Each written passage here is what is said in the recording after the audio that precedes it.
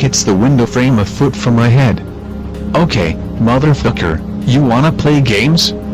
I stick my rifle out the window and fire off a shot in the general direction of where the rocks are coming back. I hear that weird bird call noise again and something big goes tearing through the brush.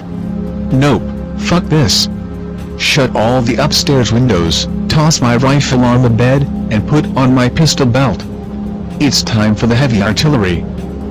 Grab my Imbal FAL from the closet, slap in a 20 RMD mag, and chamber a round. Put on headlamp, grab both dogs, and head out the back door into the woods. You're not getting away, asshole, I'll teach you to fuck with me.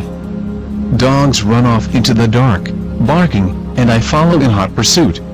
About half a mile from the cabin, I'm beginning to rethink this whole run into the woods at night with an unknown creature that is way bigger than me plan. Can't see dogs, but I can hear them. They're both definitely chasing something.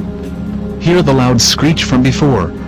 Run to catch up with the dogs, trip on a rock and faceplant, but adrenaline makes me get right back up and keep going without really noticing the fall. Suddenly hear a dog yelp in pain, can't tell which one.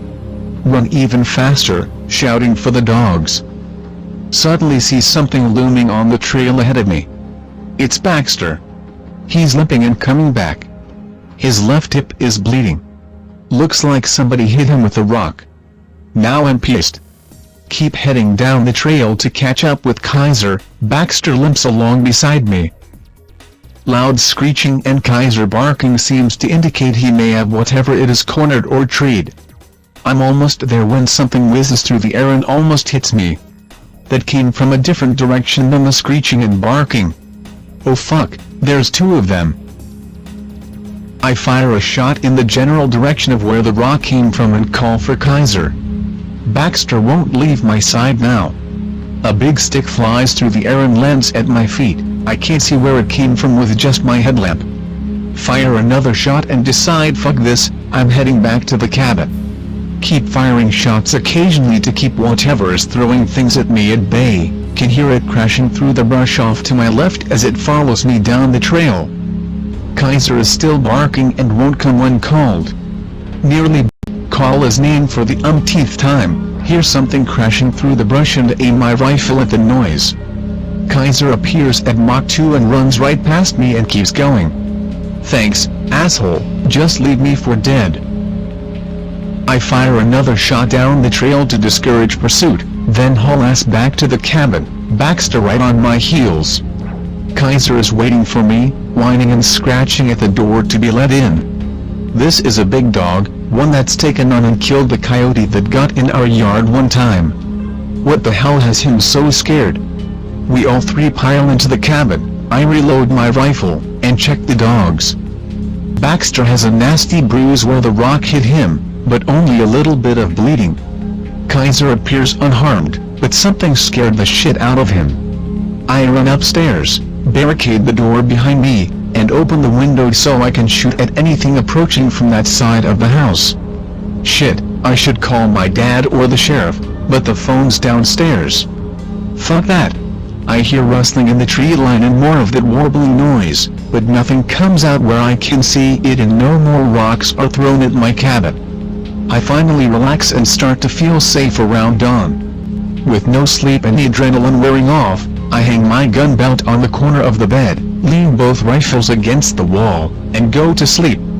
Wake up around noon, make a sandwich for lunch, and think about my situation. Whatever they are, escaped circus gorillas, Bigfoot, mutant bears, whatever, there's at least 2 of them and they're both big. They're also not particularly friendly, but I also get the impression they're a lot less of a threat than they could be if they wanted to. I think they're more harassing me in revenge for scaring them off with dogs and gunshots when one of them tried to reach through the window and steal my food. I decide to set a trap. Empty an old, musty bag of deer corn on the ground, spread it around and leave a pile of it right where I can aim perfectly from the bedroom window.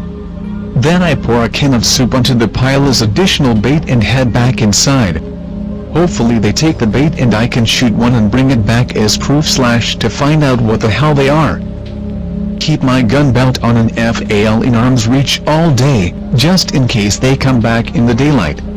Watch movies all day, looking out the window to check the bait pile every few minutes.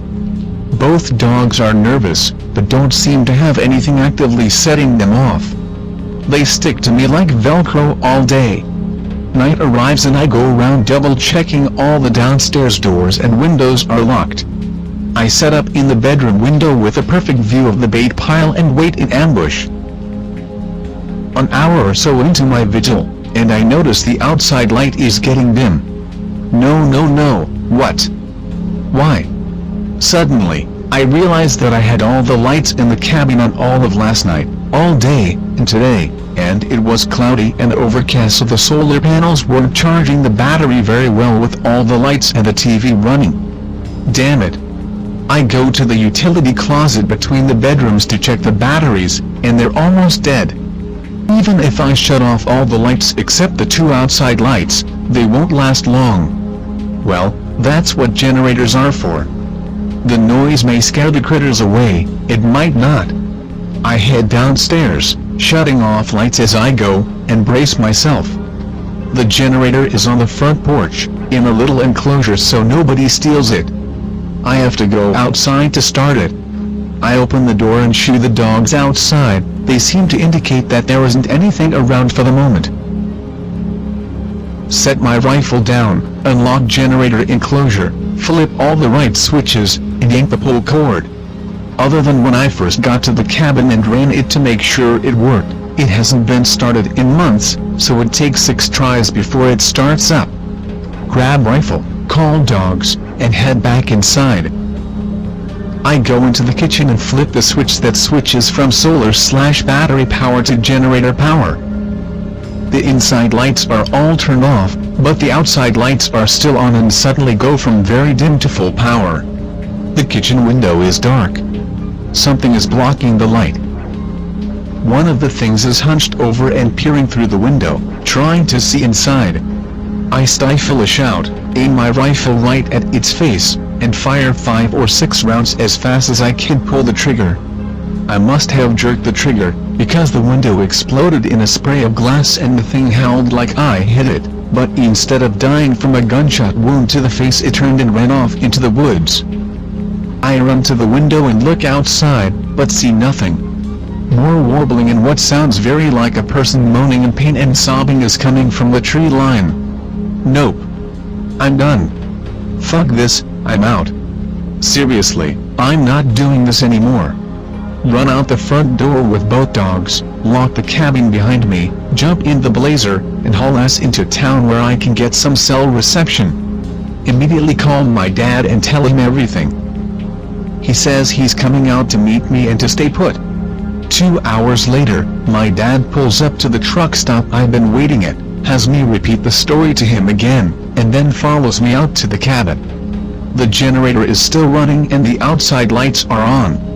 We clear the cabin and there are no intruders. Then we send the dogs outside. They mill around outside the kitchen window and near the bait pile, but don't seem to think anything is around. Dad finds some blood under the window and follows a trail of it to the tree line.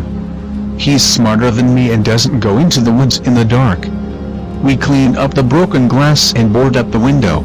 Dad swaps his shotgun for my Gibbs rifle that I left upstairs, and we discuss what the hell was going on. He mentions that he's seen them twice. Once he saw a small one as a kid. He was running around playing like I did, and he came across it drinking at the creek. It hooted like a monkey and ran off. He wasn't sure if it was his imagination or if he really saw it, but either way it wasn't much bigger than he was at the time and had run away, so it didn't seem dangerous. He changed his mind years later when he was an adult. He was in a tree blind waiting for a deer and a full-grown one stepped out of the trees and started eating his deer, proving the existence of Bigfoot when it noticed him and walked over to the tree. Then it reached up and nearly touched his foot. This thing was tall. Dad panicked and threw a full can of beer at it, missing. It reached for him again, chattering like a bird or a monkey, and he grabbed a second beer out of his mini cooler and this time he beamed it on the head. It howled and ran off into the trees where he couldn't see it, then started throwing rocks and sticks at him.